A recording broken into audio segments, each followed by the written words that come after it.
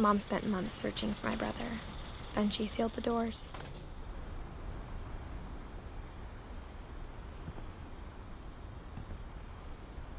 Whatever Milton had found in the house, Mom didn't want it getting out.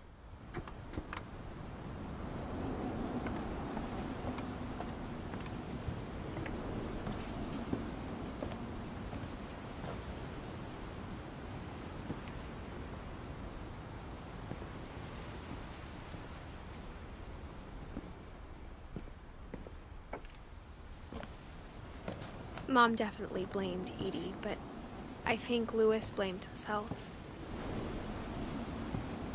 After he graduated, he just spent more and more time in his room, until Mom got him a job at the cannery. Everyone always told me to stay out of Louis's room, except Louis.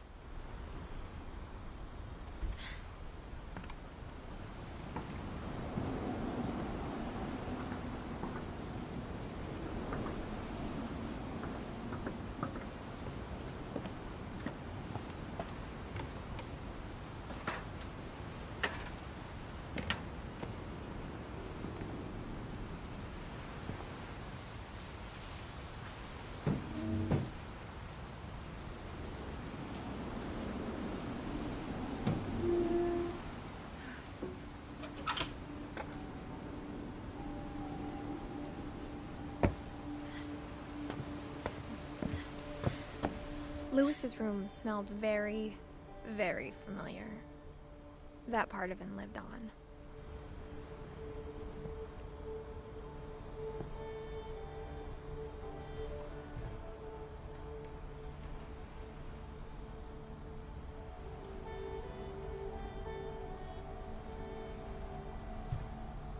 Louis and I spent a lot of time playing games together, but he was surprisingly bad at them. He died a lot.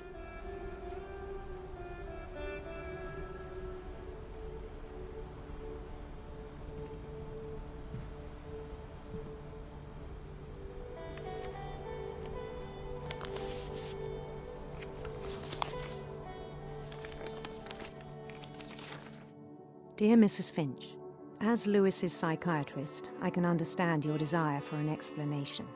As I see it, the trouble began in January, shortly after we convinced your son to seek treatment for substance abuse. Newly sober, I believe Louis first noticed the monotony of his daily life.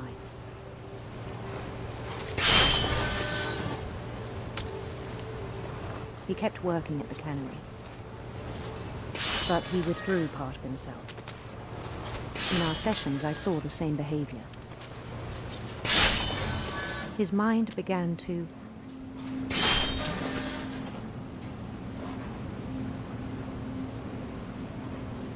wander.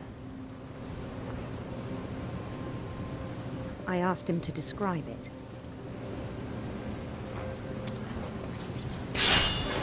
He said he started small, imagining a labyrinth. He'd feel his way about. Then something moved. Bats. And toads.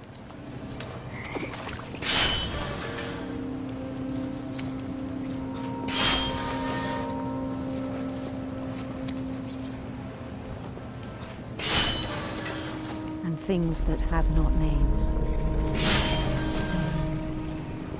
He knew it was all in his head.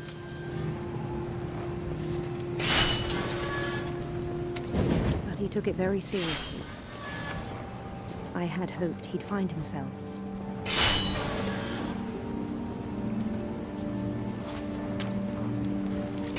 But he found something more. I worried about him then. Daydreaming at the cannery.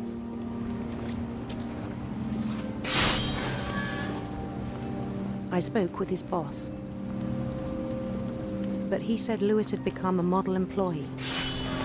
Methodical, tireless, focused.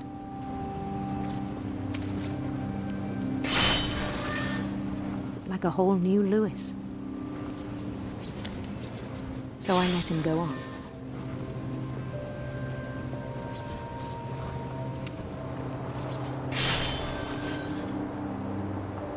even encouraged him. It seemed very promising at first.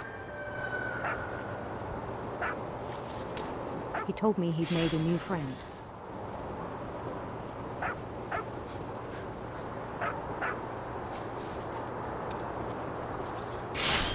On the edge of a city he named Lewis Topia. He built the city up slowly, brick by brick.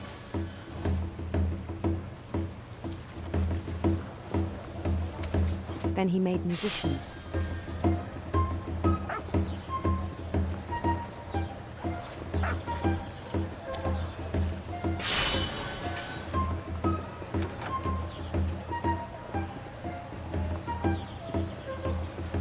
And songs for them to play.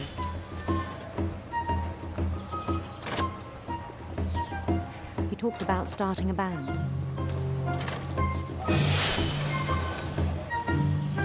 And he was always humming something. Every day his imagination grew stronger.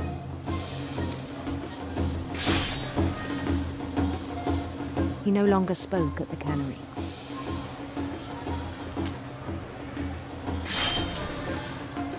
But his chopping was as reliable as ever.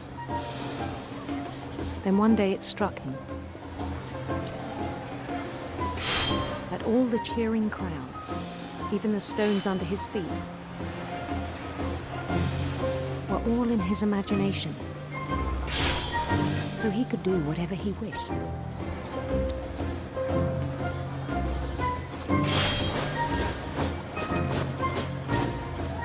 He held an election for mayor, and he won. They begged him to stay, but his mind was already wandering. It became a game for him.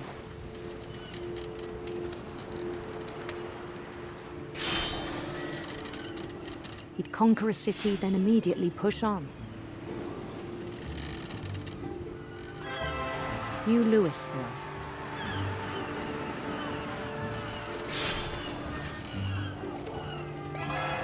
St. Louis.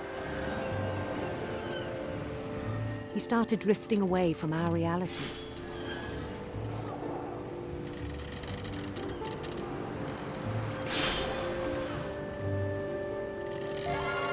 Minneapolis, until one day he forgot to go home from the cannery. Even as his mother pleaded with him, part of Louis kept sailing on.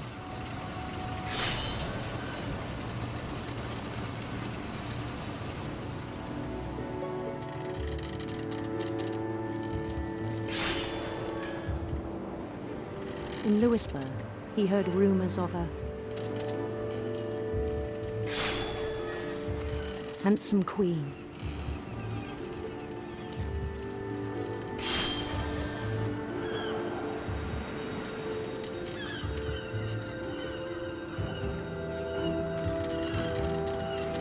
The queen was on her own quest for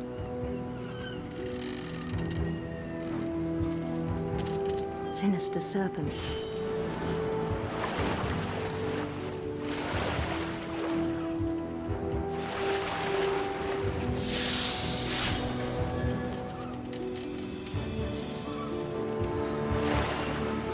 He followed the sound of her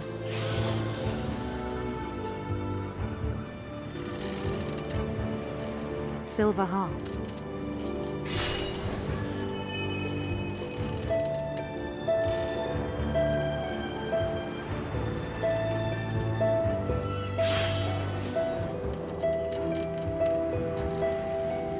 His chase led him to a golden palace east of the sun and west of the moon.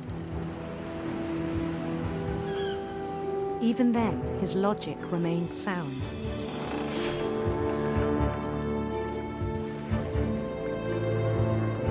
He knew the world was all in his imagination.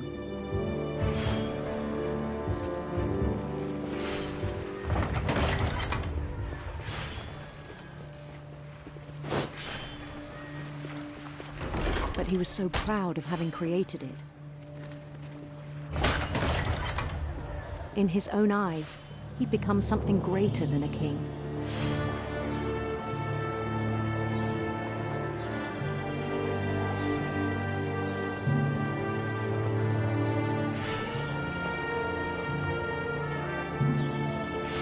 For someone who'd never known success in the real world, I think it was overwhelming. And then it struck him that the real Lewis was not the one chopping salmon, but the one climbing the steps of a golden palace.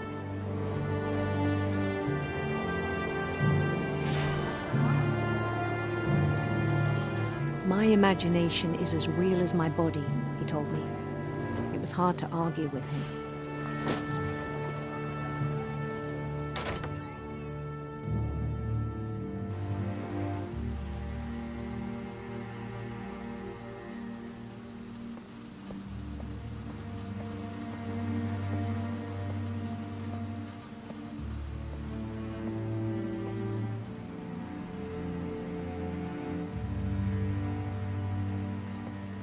Began to forget the world we know.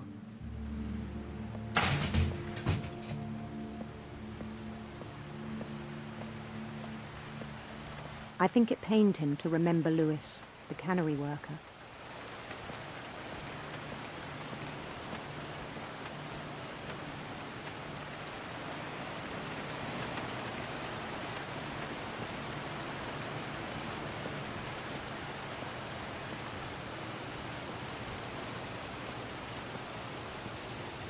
He began to despise the man with a royal contempt.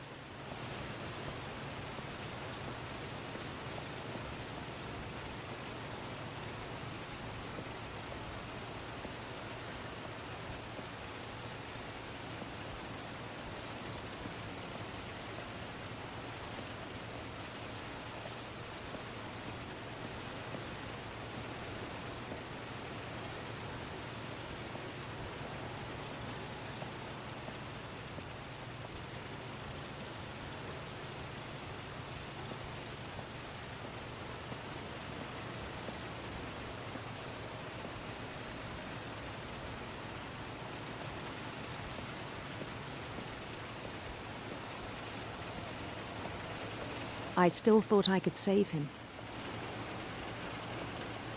Even after he said he was being crowned king over all the lands of wonder. The palace would be packed with his companions.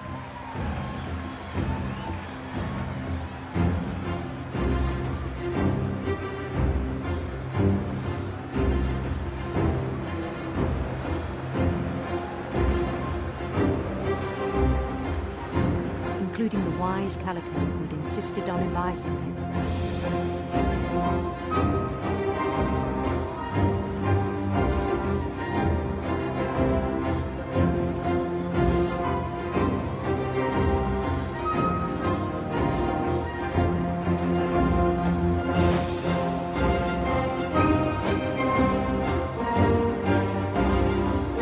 His queen waited, holding his crown.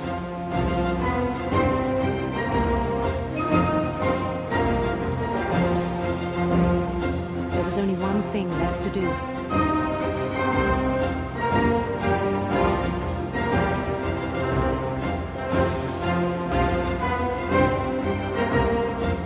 Bend down his head.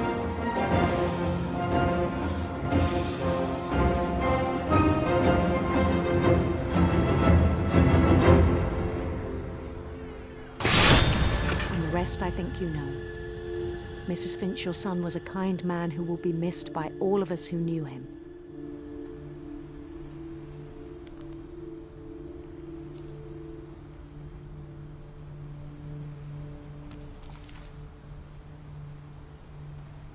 My brother was really cool. I wish you could have met him.